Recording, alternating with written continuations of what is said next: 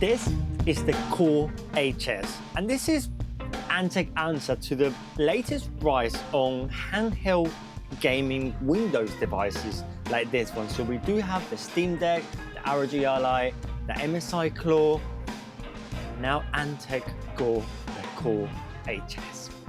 Let me go straight to the design, because it does feel comfortable in your hands. But being my first handheld, I wish the back was a little bit more pronounced so you can grab it with a little bit better grip overall. Looking around, you got Hall effects, joysticks up here, you got your cross, and then you got some menu buttons down here as well.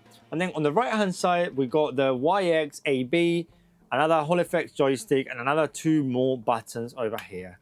Then at the back, we do have the shoulders and the triggers as well. And we also got 2 micro buttons as well that by default, they are set to show you the on-screen keyboard. Next to that, we do have a power button, volume rocker, an LED indicator, and a USB Type-C capable of display and charging. And you actually got 2, one at the top and one at the bottom. So you can have it charging while you're using it. Cable coming from the bottom or cable going from the top. Below the USB port down here, we do have a micro SD card for some expanded storage. But if you could do a final look around, we do have a little bit of ventilation at the top, and we do have a fan at the back that it can get a little bit louder at times, but we'll get there in just 1 second. What is actually inside the Core HS by Antec? So this is fully packed with a AMD CPU. So we got the Ryzen 7 7840U CPU and a 780 GPU, giving you that Radeon graphics as well. For memory, you got a couple options. You got 16 GB and 32 GB LPDDR5X. So this model over here is actually the 32 GB model that I got with me. And they also have different storage option from 512 GB to 2 whole terabytes. That also is the option that I got here today. But if we very quickly focus in, well, the first thing that you see when you get this device is the screen. This 6-inch screen, full HD, so that's 1920 by 1080p with a 400 nits of brightness, 60 Hz refresh rate, and for color you got 120% sRGB color gamut and 85% DCI-P3 as well. So the screen is okay, but I think the good and the noticeable part of this screen is, well, apart from slice up to show you a full keyboard with some function keys as well, and this is a full-on layout keyboard with no number pad, of course, but you got all the keys that you need over here. The screen actually tilts up to 30 degrees to give you a better viewing angle. So let me talk about the keyboard for 1 little second, because the keyboard is nice. It's nice to have the keyboard. However, sometimes you can find it a little bit difficult to type full sentences going side to side. So I'm sure that you will not be making Google documents or sending very long emails with this little device. You could. I'm sure you're not going to do it because your fingers will start cramping once you start going too far from the edges. But it's a good thing to have to, well, pull the Windows menu and maybe just write Steam or Discord or anything that you quickly just want to write quickly, and then just press select and keep using the mouse that you can use with the left and right joystick. Now, how is it gaming on the Antec Core HS? Because coming from a big computer or even a gaming laptop that I do have at home, this is just so unique. I've been taking it to, well, I've been taking it to the doctors to be in the waiting room. I've been taking it to the park. I've been taking it to the lakes near the house. And this thing just just go through games like no tomorrow.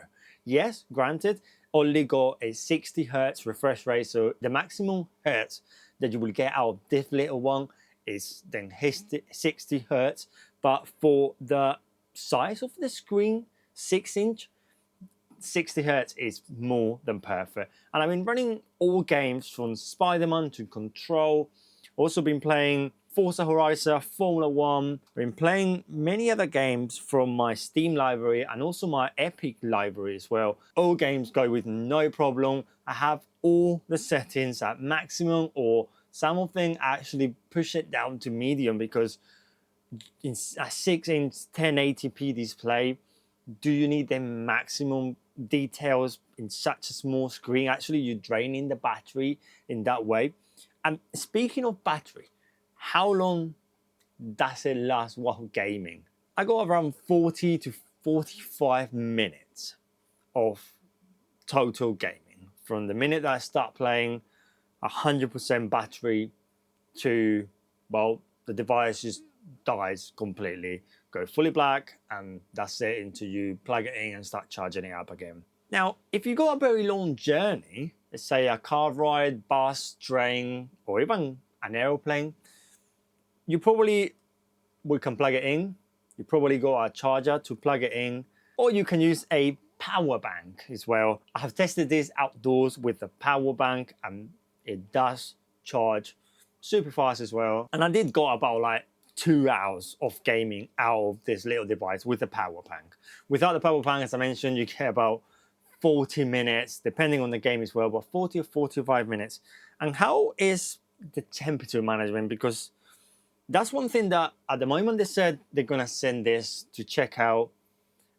While everyone is talking about Steam Deck and ROG Ally, I always thought how comfortable it is, because 60 or 70 degrees in a big tower like over there, or even in a gaming laptop, is okay, it's manageable. You're not really touching the main part, the hot part. But here your hands are honestly just at the back of the device where all the heat is being generated. And on this side over here, the device does get hot.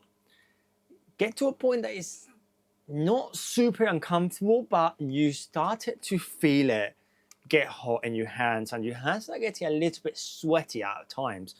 For 45 minutes that you're going to be gaming in and out is okay. Now, the best option that I have found with this, being a Windows handheld with literally full Windows capability, is the AYANEO multi-station. This multi-station, similar to the Nintendo Switch, if you're going to go around, USB Type-C, and then you got plenty of port for micro SD cards to a USB Type-C, power USB Type-C, HDMI, and an Ethernet cable as well. And I have plugged this with a monitor that I got here on my left, and I've been playing non-stop. Doesn't matter, the temperatures still get about 60, 70 degrees, and you can play in a full screen basically with a full keyboard and a full mouse, or a controller if you desire to. And the sound, well, it does come through the screen while you got to dock it in. However, it does got 2 firing down speakers that they do get really loud. But as I mentioned, this is a Windows device, so you can easily just put some Bluetooth. It's got Bluetooth 5.0, and you can connect any headphones or any actual external speaker if you want to via Bluetooth. And I did mention AYANEO, and you can see it branded on the multi-station over here, and you can actually see it at the back of the device. Say Antec, and below you got AYANEO. And the reason is, well, you may found this familiar, because this is literally the AYANEO slide. Antec being a bigger company here on the West, they can use a higher margin. So this device is being retailed at £600. If you look right now for the AYANEO slide, we're talking about £1,000 for the same device. And nothing really changed, just the initial wallpaper and the Antec branded at the back. All the rest is exactly the same Windows device. This is still running the AYANEO software. If you want to use it to select, well, that vibration mode or select power management as well. But overall, this is just my first experience with a handheld Windows device, my first ever handheld Windows device after around 9 days of full playing with this little beast. And honestly, after just all the minor issues and details that I may can see, like how hot it can get on your hands, or yeah, you got a keyboard but you're not really gonna use it as much. Or another one is you don't got a 3.5mm jack, so you can use a dongle, USB Type-C dongle that got a 3.5, or honestly you can use that Bluetooth headphones if you want to use headphones on this one. However, it's an incredible device and it's going to be sad seeing it go. Thanks for watching, guys. Just let me know in the comment section below what else you want to know about the Antec Core HS over here. Let me know as well if you like this video. Don't forget to subscribe and follow me everywhere at CheCo. And I will see you, well, on the next one. Adios.